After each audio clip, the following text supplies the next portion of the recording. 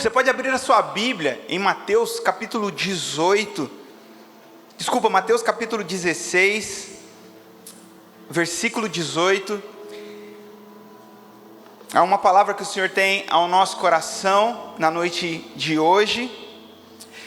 Estamos retornando de uma viagem aí nos últimos 8 dias, um tempo de descanso que o Senhor preparou para nós, descanso merecido, foi uma delícia, tá? E nós estamos bem, a Graça está em casa com o Isaac e a Isabela, ainda organizando as coisas, sabe como é que é as irmãs aí, né? Sabe como é?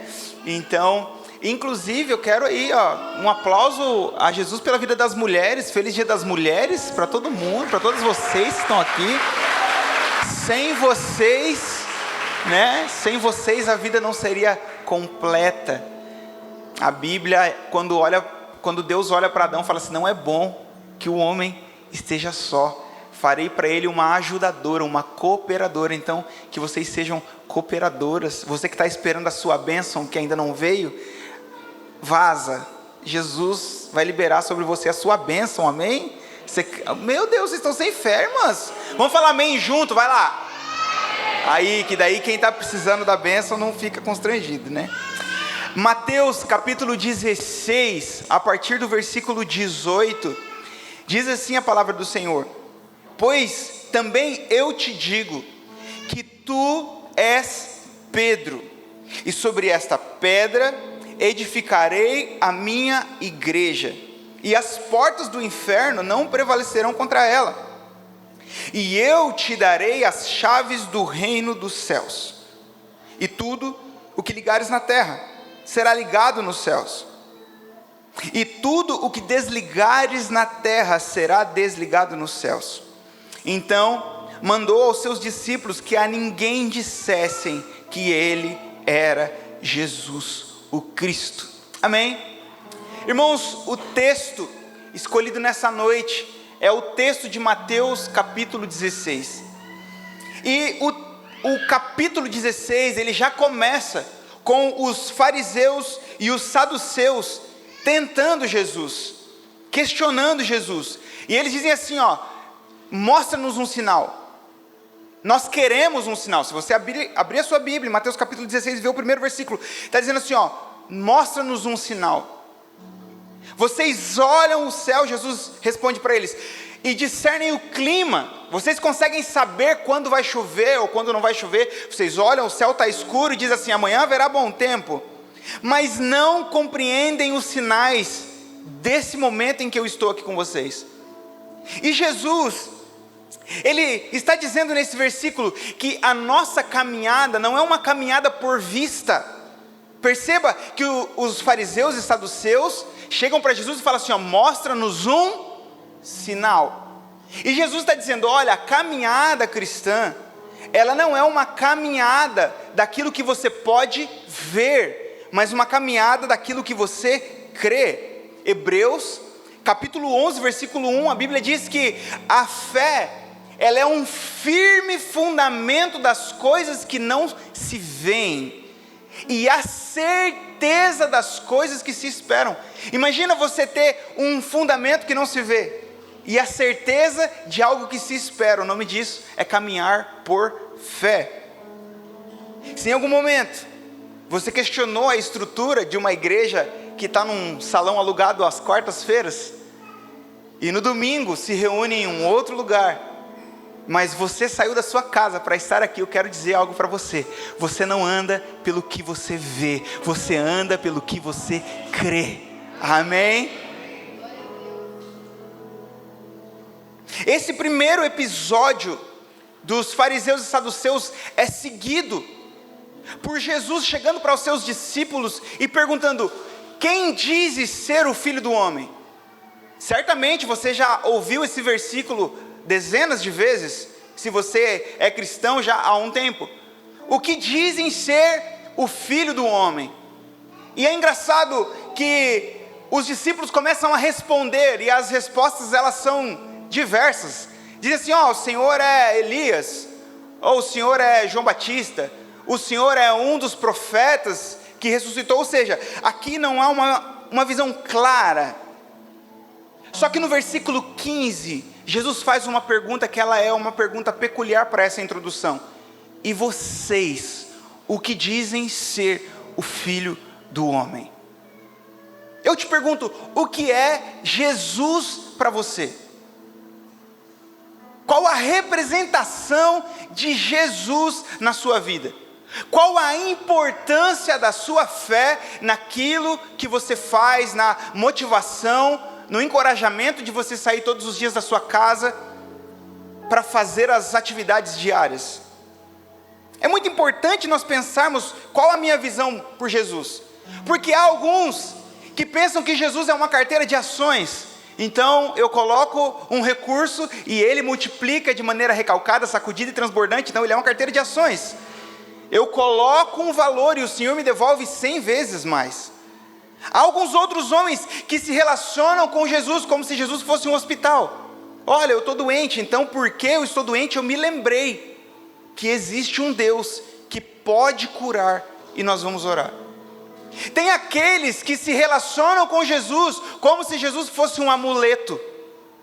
Engraçado que muitos de nós professávamos outra fé que continham elementos que transformavam o Senhor num amuleto, e agora, enquanto cristãos, nós também fazemos isso. Eu lembro, eu tenho 32 anos, e esse é o mês do meu aniversário, eu farei 33, amém? Aleluia! Mas eu lembro que quando eu era criança, todas as vezes que a minha mãe, alguém vai se identificar aí, todas as vezes que a minha mãe se deparava com um ambiente que tirava ela do comum, ela falava assim: ai, sangue de Jesus tem poder. Às vezes a gente fala assim: não, misericórdia, está amarrado, né? Sai para lá. Então Jesus, será que ele é um amuleto? Mas Simão, no versículo 16 diz assim, ó: tu és o Cristo, o Filho do Deus vivo. Uau! Ninguém tinha dito aquilo até aquele momento. E esse versículo ele se segue dizendo assim, ó: Simão, bem-aventurado é você, mais do que feliz é você, Simão. Por quê? Porque o que te revelou não foi carne nem sangue, mas o meu Pai que estás no céu. Mas eu digo para você, que você que tem uma revelação clara de quem é Jesus, você, Pedro, que tem uma visão clara, essa revelação é o fundamento, é uma pedra de edificação. Eu sou a pedra angular e você é uma pedra de edificação, e essa é a revelação, é que eu vou construir a minha igreja e as portas do inferno não prevalecerão contra ela. Pastor, o que nós somos? Nós somos pedrinha. E a pedra, vocês sabem que a pedra ela não é uniforme. A pedra ela tem as suas particularidades, e para a pedra se encaixar na outra pedra, você precisa dar uma gastada nela. Irmãos, nós estamos aqui para isso, para gastar-nos uns nos outros, para construirmos a igreja de Jesus. Você já ouviu alguém falando, você com certeza já ouviu alguém falando, que essa palavra que Jesus diz assim, ó: sobre essa pedra eu edificarei a minha igreja. Essa palavra igreja, ela é traduzida no grego como eclésia, eclesia, amém? E essa palavra eclesia, ela é uma palavra que muitas vezes nós ouvimos assim. Eclesia é uma palavra que se traduz chamados para fora. Quem já ouviu isso? Ninguém já ouviu isso? Quem já ouviu chamados para fora, eclesia? Pronto, algumas pessoas. Pois então, essa palavra eclesia, que alguns traduzem como chamados para fora, no grego, no português, no inglês, em vários idiomas que se originaram ali do grego e do latim, nós vemos uma junção de palavras, uma soma de sílabas que formam uma outra palavra, amém? Então, por exemplo, a palavra sonhador é a junção de a palavra daquele que sonha e dor. A palavra coração, cor, ação e assim por diante. O problema é que a raiz da palavra nem sempre significa o que ela está querendo dizer. Eu vou traduzir isso para você, só me dá sua atenção, por favor. O Isaac, meu filho, ele tem 10 anos e ele é meio nerd. Quem já conviveu um pouco com o Isaac sabe que ele é meio nerdola. A pastora Juliana deu um livro, deu uma sacola com uns 80 gibis para ele, ele leu todos. E um dia ele chegou para mim e falou assim: ô pai, butter é manteiga e fly é voar, então butterfly é manteiga voadora. Para você que não entendeu, a palavra butterfly do inglês quer dizer borboleta. E ele traduziu as frases e falou: butterfly quer dizer manteiga voadora. Então não é sobre isso que eu quero te falar. Porque essa palavra ek, de eclésia, esse sufixo ek é como se fosse de dentro para fora ou de fora para dentro. É uma posição dentro do idioma grego que diz: olha, você está indo desse ponto para esse ponto. E a palavra eclesia, ela vem de koléu. E essa palavra koléu é a mesma coisa que gritar em alta voz, que chamar em alta voz, que convocar em alta voz. Então quem traduz eclesia no sentido de chamado para fora, está traduzindo errado, porque é como se nós pegássemos o sufixo de duas palavras diferentes. Mas quando Jesus está dizendo sobre essa pedra eu edificarei a minha eclesia, Jesus não está falando assim: olha, vocês têm que evitar o templo. Não, Jesus está falando: eu edificarei um povo, eu edificarei a unidade dos santos, eu edificarei um grupo que vai se reunir em meu nome. Sobre essa revelação, eu edificarei a minha igreja. Amém? Até aqui? É interessante notar que algumas pessoas que utilizam essa palavra chamados para fora, elas estão em busca dessa igreja livre, dessa igreja sem compromissos. Portanto, nessa noite, o que nós vamos falar, o título dessa mensagem é: uma igreja construída sobre Jesus. Repita após mim: uma igreja construída sobre Jesus. O que é uma igreja construída sobre Jesus? Uma igreja sobre Jesus é uma igreja que se relaciona com as pessoas como Jesus se relaciona. É uma igreja que ama as pessoas como Jesus as ama. Uma igreja construída sobre Jesus, primeiro, ela é uma igreja que busca conhecer a Jesus muito mais do que uma experiência. Pastor, por que isso é importante? Porque por muitas vezes nós saímos da nossa casa em busca de um arrepio, de um tremelique, de alguma coisa, de algo que nós possamos sentir. E uma igreja construída sobre Jesus, ela não é uma igreja apenas que você sente, mas é uma igreja que você conhece o seu Cristo. Quando esses fariseus e saduceus chegam para Jesus e pedem que ele mostre um sinal, Jesus diz assim: olha, eu não vou dar um sinal para vocês, senão o sinal de Jonas. E qual sinal é esse? Qual é o sinal de Jonas? O sinal de que Jonas, ele entrou dentro do ventre de uma baleia, ele foi jogado na água, essa baleia engoliu Jonas, e depois de 3 dias, essa baleia cuspiu Jonas para fora. E Jesus está dizendo assim: olha, para vocês, não vai ser dado um sinal para esses dias, senão o sinal daquele que vai morrer, mas vai ressuscitar ao 3º dia. João capítulo 6, depois de ver os sinais miraculosos que Jesus havia realizado, Jesus havia multiplicado pães, e a multidão começa a falar assim: olha, ele é o profeta que deveria vir ao mundo. E esses homens começaram a procurar Jesus para coroá-lo rei, para proclamá-lo, para fazer o rei à força. E o que Jesus fez? Retirou-se e foi para um monte orar sozinho.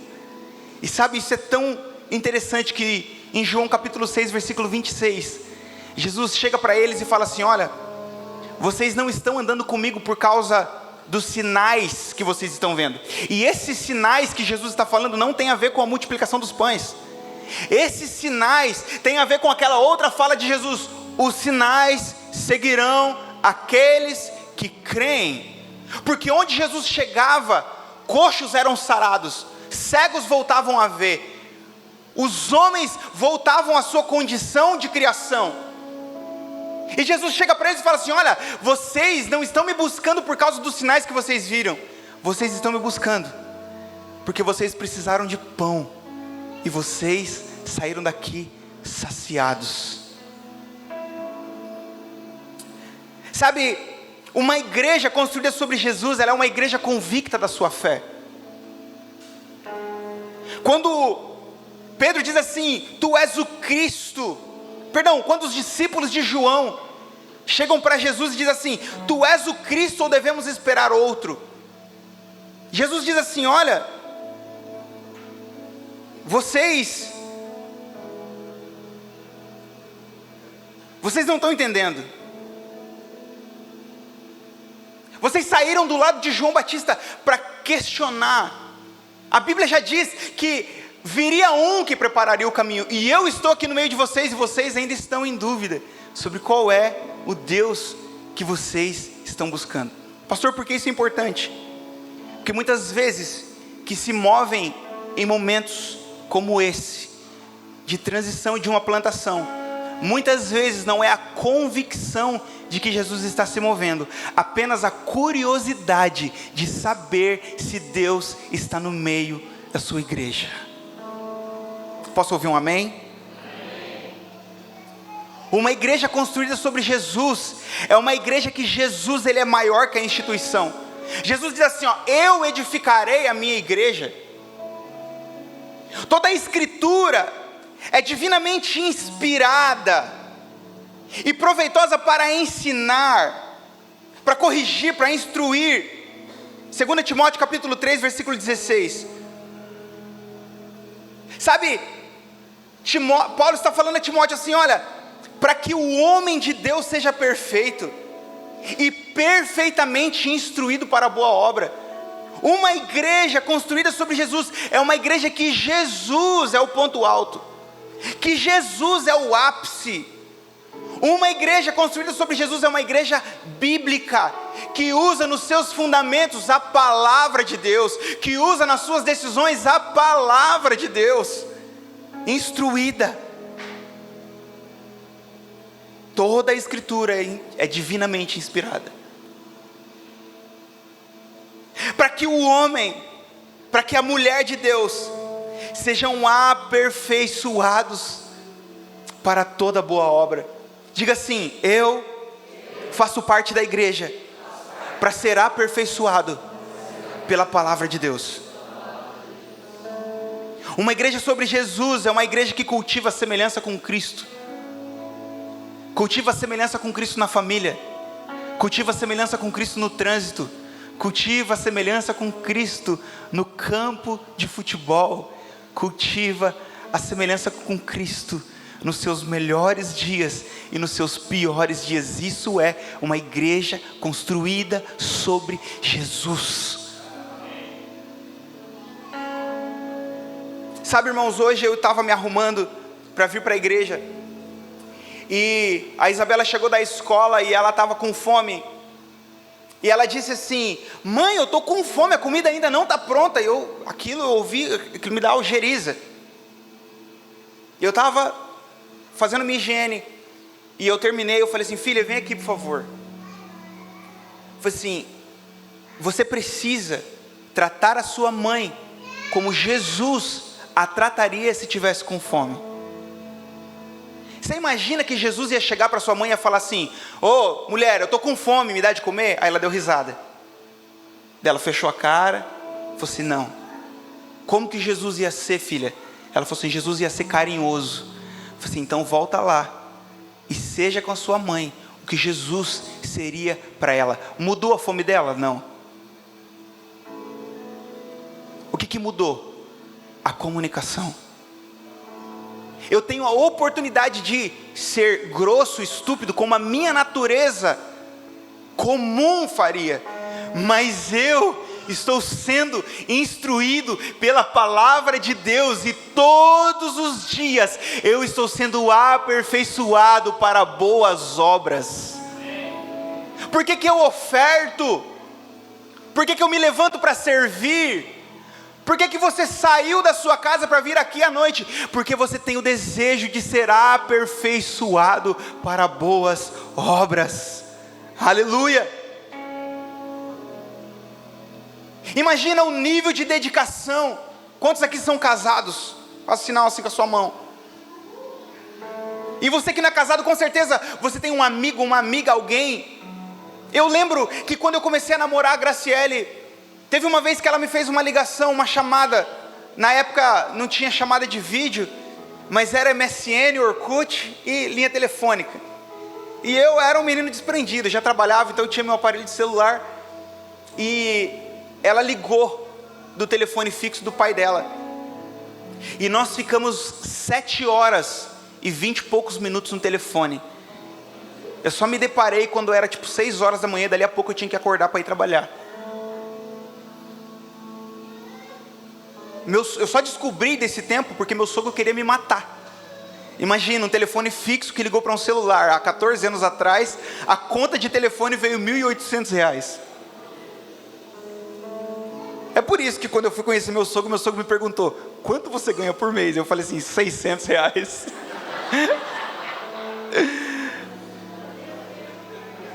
Mas o que eu quero dizer isso com você? Se você está casado há 1 mês, há 10 anos, há 1 ano, há não sei quanto tempo, 40 e poucos anos, mas se a manutenção desse casamento você faz uma vez por semana, 2 horas sentado numa cadeira, sem a dedicação, sem a intencionalidade, sem buscar o desfrute, sem buscar a troca, eu te pergunto, você se manteria casado?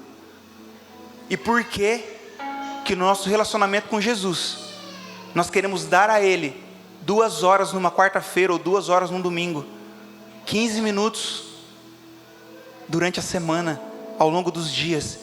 Se nós somos uma igreja construída sobre Jesus, nós temos que nos dedicar no conhecimento de quem Jesus é. Amém? Segunda verdade desse texto. Primeira verdade é: o que é uma igreja construída sobre Jesus? Uma igreja construída sobre Jesus é uma igreja que pratica as práticas de Jesus. Pareceu redundante, mas é uma igreja que executa os ensinos de Jesus, que não apenas é informado sobre as coisas de Jesus, mas que aplica, que pratica dia após dia os ensinos de Jesus. Segunda verdade é: quais os inimigos que se levantam contra uma cultura sobre Jesus? Para pensar. Quais são os inimigos que se levantam contra essa cultura? Nós poderíamos talvez fazer um sermão aqui só sobre isso, inimigos que se levantam contra a cultura.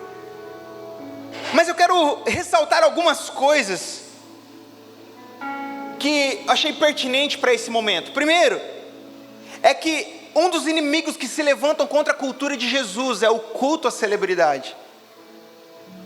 É pensar que o sacerdote, que aquele que está aqui com o microfone na mão, ele tomou a posição de Jesus. E a palavra que você vai ouvir de Deus, você vai ouvir apenas dessa pessoa. E você vai beijar o anel dessa pessoa. E você vai prestar continência a essa pessoa. Eu estava ouvindo um podcast esses dias do Davi Miranda, Davizinho, que é neto do missionário Davi Miranda, o fundador da Deus é Amor. E esse menino, ele morou nos Estados Unidos. Ele está revolucionando a Deus é Amor. Eu não sei se você já passou na frente de uma igreja Deus é Amor, mas eu acho que ela está até em mais lugares do que a própria CCB. Você chega numa cidade de 500 habitantes, tem lá ou uma congregação cristã, ou uma Deus é Amor. E por que essa revolução ela é tão grande? Porque o Davizinho, ele contou no podcast com o Douglas Gonçalves, que ele não queria ficar na liderança da igreja, por acreditar que ele tinha uma visão diferente. Porque a forma como esses generais, esses primeiros pastores, construíram as suas denominações, o impedia de continuar. Mas ele ouviu do Senhor que Deus está reformando esse tempo, que Deus ele está liberando um óleo fresco para esse tempo. Nós não vamos demover os marcos que os nossos pais construíram, mas nós vamos fazer, não por causa de usos e costumes, mas porque nós estamos vendo no Senhor. Amém? E como que nós vamos combater esses inimigos da igreja? Como que nós vamos combater as celebridades? João capítulo 13, versículo 4, a Bíblia nos mostra que Jesus, ele pega uma bacia, ele coloca água, ele pega uma toalha e ele vai lavar os pés dos discípulos.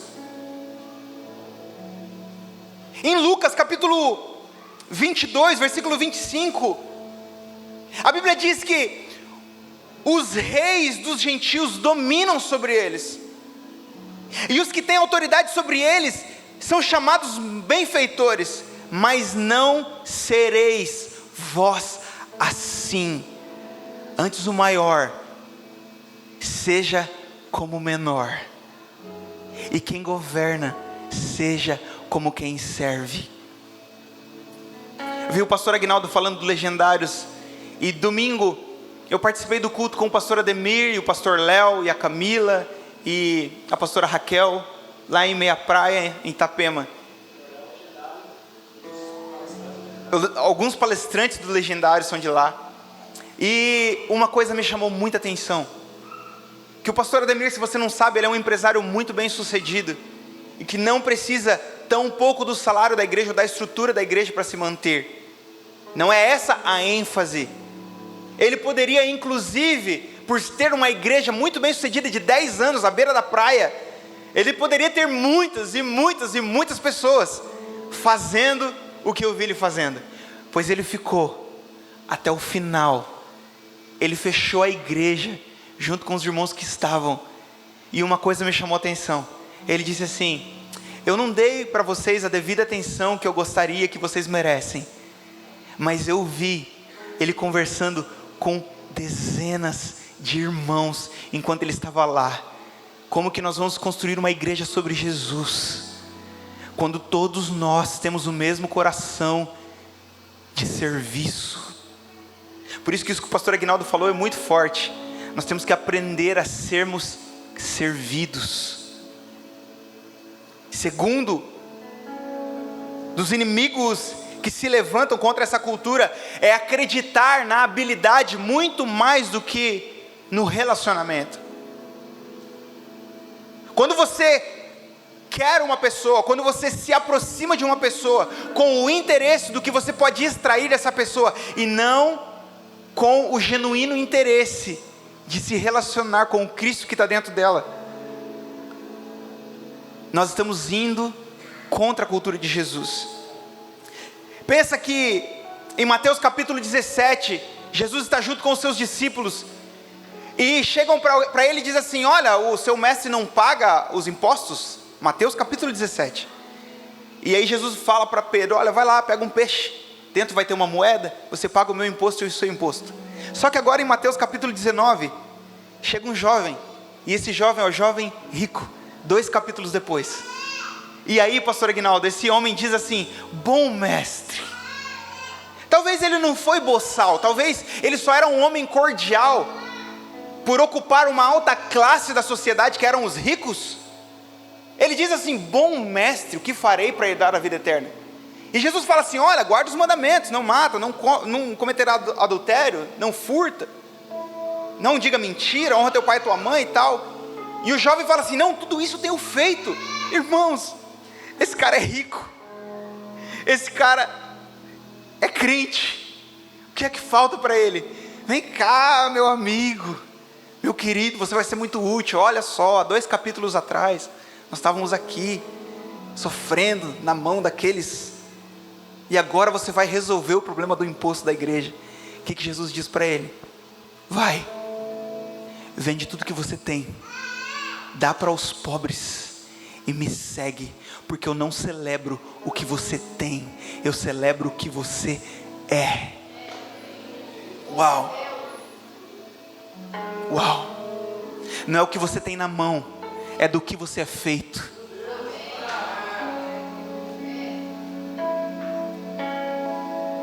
Sabe, eu faço muitos casamentos, é uma graça que está sobre mim nesse tempo, e eu tenho dito muito nos casamentos sobre a diferença de acordos e aliança. A palavra aliança na Bíblia, ela significa corte. Essa palavra no hebraico, ela é berit, que é uma aliança de sangue. Então não tem a ver com uma aliança de um anel. Porém, nós vemos que existem duas palavras diferentes. Uma é a palavra acordo, contrato. A outra é a palavra aliança. E pastor, qual é a diferença de acordos e aliança? É que o acordo é quando nós estamos buscando uma coisa em comum. Então nós temos um alvo lá na frente e nós nos suportamos porque nós estamos buscando algo em comum. Mas a aliança não. A aliança é quando eu estou disposto a pagar o preço e você também está disposto a pagar o preço, e o nível da nossa entrega e da nossa devoção e da nossa busca, ele é exatamente o mesmo. Ah não, você não entendeu. Acordos, somos todos nós aqui dentro falando assim: olha, o que é que nós podemos fazer para que Deus venha e mostre a sua glória? Olha, tem uma série de passos. Vamos fazer adoração como o tabernáculo? Não, vamos fazer adoração então 24/7. Não, esse não é um acordo. Nós temos uma aliança. O nível dessas pessoas de saírem de casa 5, 6 horas da tarde depois de um dia de trabalho e vir aqui servir essa comunidade, o nível de pessoas que vêm aqui nos ensinar a palavra de Deus não é maior e não é menor do que quem está aqui ofertando sentado numa cadeira. A nossa aliança é uma aliança vinculada na entrega que nós juntos damos a Deus. Uau! Não é a gente chegar para um Moisés e falar assim: sobe lá, ouve você de Deus e traz algo pronto. Não, é nós irmos juntos. E ainda que a gente durma no pé do monte e Jesus chega para a gente e fala assim: você não consegue perseverar 1 hora comigo em oração? Ah Senhor, eu estou tentando. Então não tem problema, nós estamos juntos com o Senhor no monte. Amém. Se essa igreja é uma igreja construída sobre Jesus, não é uma igreja que nós vamos transferir a responsabilidade, é uma igreja que nós vamos gerar juntos, produzir juntos, orando uns pelos outros, amando uns aos outros, semeando um na vida dos outros. Amém? Terceira e última verdade. Então qual é o meu papel dentro dessa igreja? Então, primeiro ponto, que é uma igreja construída sobre Jesus. Segundo, quais são os inimigos que se levantam contra essa cultura? Terceiro, qual é o meu papel na edificação dessa igreja? Essa é a parte que nós precisamos ainda de muito mais disciplina e intencionalidade. Será que você pode dizer para alguém do seu lado: olha, você pode ser um Judas para mim?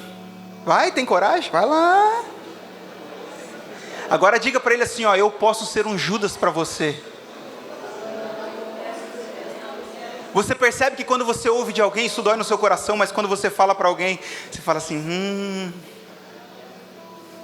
porque nós esperamos sempre o melhor para nós. Eu quero dizer para você, para vocês que aqui estão, que nós temos que construir uma mesa, apesar das pessoas que estão sentadas nela. Quem recebe o bocado molhado é o melhor amigo, é o amigo chegado. Quem é esse? É o Judas. Um Judas lá atrás me traiu. Bem-vindo ao Evangelho, meu amigo. Não foram os mártires que mataram Jesus, foram os religiosos. Se talvez um Judas está se levantando perto de você, esse Judas está sendo usado para te levar para a cruz, aceite, porque sem cruz não tem ressurreição. Se não for amor, se não for pelo amor de Jesus na cruz, não tem remissão de pecado. O Cordeiro não morreu. E eu quero encerrar queria que você ficasse de pé e abrisse a sua Bíblia em Tito capítulo 2, é o último texto que eu vou ler e nós vamos orar.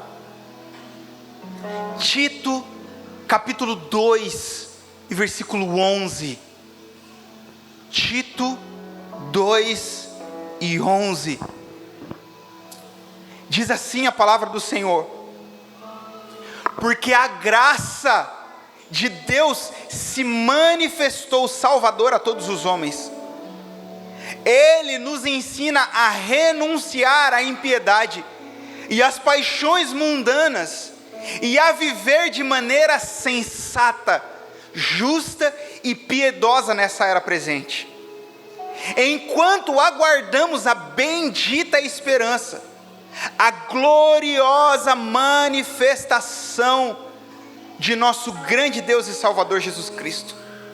Ele se entregou por nós, a fim de nos remir de toda o que, irmãos? Maldade, e purificar para si um povo particularmente seu, dedicado à prática de boas obras. É isso que se deve ensinar, exortando-os, repreendendo-os com toda a autoridade. Ninguém o despreze. Quero dizer para vocês que quando esse texto entrou no meu coração, a minha vida, a minha jornada, eu escolhi escrever uma nota assim: fundamentos da minha vida. E nos fundamentos da minha vida eu escrevi o primeiro ponto: eu vi a glória de Deus. Ninguém tira de mim a experiência de ter visto a Deus aos 6 anos de idade. Enquanto as minhas faculdades mentais se mantiverem intactas, toda a minha jornada, toda a minha vida, todas as minhas decisões serão pautadas naquilo que eu vi o Senhor quando eu tinha 6 anos de idade. O segundo fundamento da minha vida é que eu escolhi dar para minha esposa e para os meus filhos e aqueles que me cercam a minha melhor versão. Sabe, as pessoas de fora, os desconhecidos, não terão de mim um servo mais prestativo ou menos prestativo, ou mais generoso ou menos generoso, porque eu não preciso de política para me relacionar. Mas eu escolhi dar para aqueles que me cercam a minha melhor versão.